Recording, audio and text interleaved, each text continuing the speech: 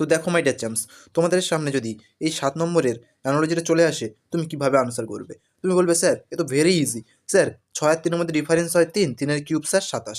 ও sir 8 আর 2-এর মধ্যে difference হয় 6, 6-এর cube করে দিন আনসার। কিন্তু অপশানে কিন্তু 216 রাখা নেই, অপশানে কিন্তু 216 রাখা নেই। তাহলে কোথাও না কোথাও কি খেলা আছে? কি খেলা দেখে না তুমি? স্যার দাঁড়িয়ে যান, 1 মিনিট। স্যার 6 আর 3 9 হয়, আর ইন্টু 3 করলে 27 হয়।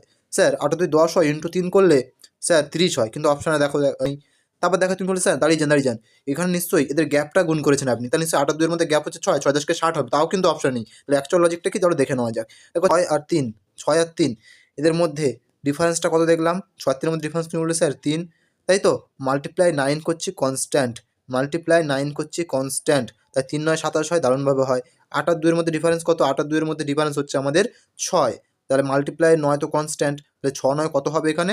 এখানে অবশ্যই 54 হবে। That is option number B will be the correct answer. Option number B will be the correct answer. আশা করছি একদম ক্লিয়ার, কোনো অশান্তি নেই।